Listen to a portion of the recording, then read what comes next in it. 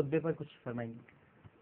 جناب رسول اللہ صلی اللہ علیہ وسلم نے حجۃ الوداع کے اندر جو خطبہ ارشاد فرمایا وہ ہمارے لیے اور پوری امت کے لیے بہترین چیز ہے بے شک. اور وہ آپ صلی اللہ علیہ وسلم کی نبوت چونکہ قیامت تک کے لیے ہے تو قیامت تک کے لیے لوگوں کے لیے وہاں سے سبق مل رہا ہے. اور حقیقت بات یہ ہے کہ ان باتوں پر جس طرح غور کیا جائے وہ باتیں آج بھی وہی ہیں. آپ صلی اللہ علیہ وسلم نے خطبہ جو بیان فرمایا اس میں اللہ تعالیٰ کی حمد و ثنا بیان فرمائی، اور اس کے بعد سب سے پہلی بات جو فرمایا کہ لوگوں سنو، اچھے طریقے سے بات سنو. آج کون سا دن ہے، آج کون سا میدان ہے، آج کون سا شہر ہے. سب نے زبان سے کہا یہ محترم میدان ہے، محترم دن ہے، محترم شہر ہے. فرمایا سنو، تم ایک دوسرے کے لیے اسی طرح محترم ہو.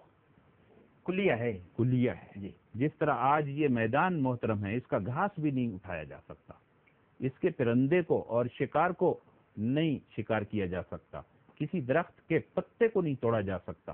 اسی طریقے سے یہ شہر جس طریقے سے محترم ہے، یہ مہینہ جس طریقے سے محترم ہے، مسلمان کے لیے اسی طریقے سے محترم ہے. اس کا مال، اس کی جان اور اس کی آبرو محترم ہے. آپ صلی اللہ علیہ وسلم نے حجۃ الوداع میں ہمیں پہلا سبق یہ دیا. آج اگر یہ پہلا سبق ہم یاد کر لیں کم از کم تو معاملہ ٹھیک ہو جاتا ہے، لیکن آج ہمیں وہ پہلا سبق بھی یاد نہیں ہے. آپ صلی اللہ علیہ وسلم نے اس پورے خطبے کے اندر ڈاکٹر صاحب اللہ تعالیٰ کی عبادت کے بارے میں صرف ایک مرتبہ بیان فرمایا کہ اللہ کے حقوق ادا کرو، نماز، روزہ، حج، زکوٰۃ ادا کرو، صدقے کا بھی اختیار حکم دیا، لیکن حقوق العباد پر زیادہ توجہ یہاں تک فرمایا کہ وہ جو جاہلیت کی جتنی امور تھے وہ میرے پاؤں کے نیچے پامال کر دیے گئے، لہذا سود ختم کر دیا گیا. اور حضرت عباس کے بارے میں فرمایا میرے چچا نے جو فلاں فلاں سے لینا تھا میں معاف کرتا ہوں. جاہلیت کے قتل معاف کر دیے گئے، میرے فلاں ربیعہ بن عبد المطلب کا قصاص فلاں قبیلے سے لینا ہے، فرمایا میں معاف کرتا ہوں. لہذا آج کے بعد جاہلیت نہیں آنی چاہیے. اور اسی طریقے سے اللہ کے رسول نے خواتین کے حقوق پر بہترین اس وقت جامع تقریر فرمائی اور یہ فرمایا میرے سوال کا جواب دو، مسلمان کون ہے؟ میرے سوال کا جواب دو، مومن کون ہے؟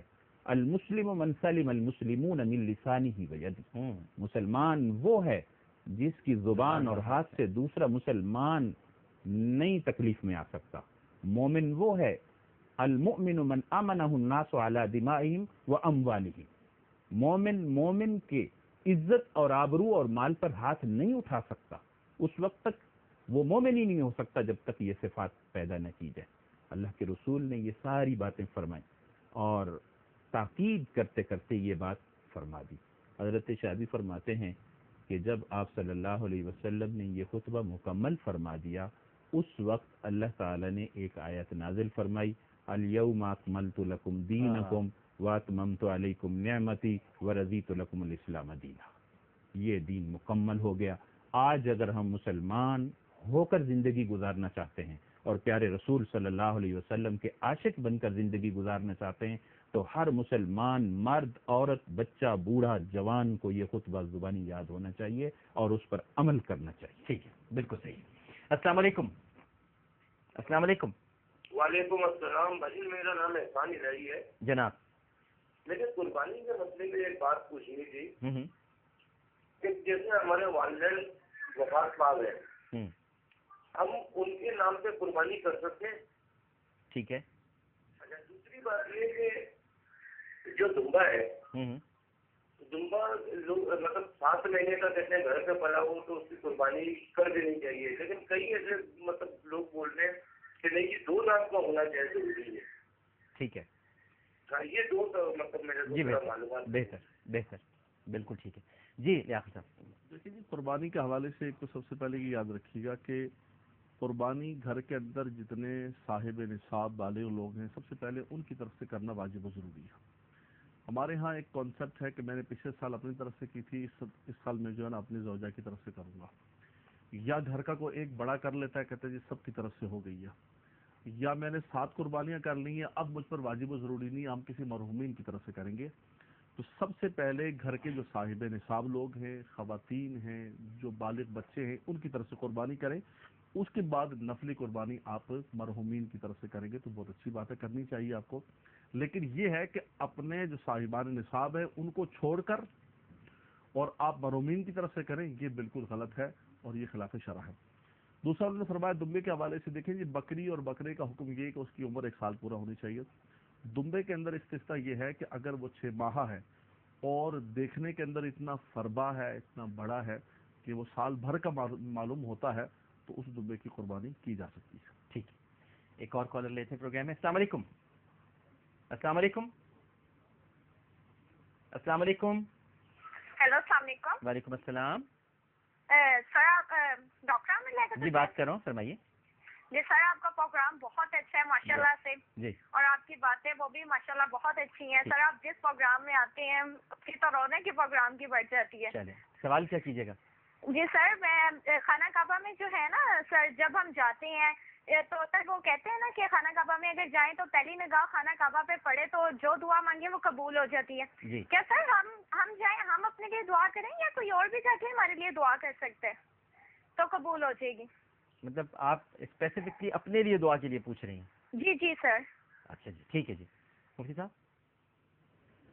ڈاکٹر صاحب پہلے ایک سوال ہمارے بھائی نے پوچھا تھا جانوروں کی عمر کے متعلق. جی. ڈاکٹر صاحب علامہ صاحب نے بہت اچھی وضاحت فرمائی. اسی سوال کو میں تھوڑا سا آگے لے کر چلتا ہوں اور پھر یہ بہن کے سوال کی طرف بھی آتا ہوں. جانوروں کی عمر کے بارے میں جو جناب رسول اللہ صلی اللہ علیہ وسلم نے ہمیں ہدایات عطا فرمائی ہیں وہ 2 علامتیں ہیں قربانی کے جانور کے متعلق. ایک بات تو یہ ہے کہ وہ جانور 2 سال کی عمر کا ہو. اگر وہ بڑا جانور ہے جیسے گائے ہے، بھینس ہے، لیکن یہ اس صورت میں ہو سکتا ہے جب کسی کے ہاں وہ جانور پیدا ہوا ہو یا کوئی ایسا آدمی اس کو دے رہا ہو جو قابل یقین ہو.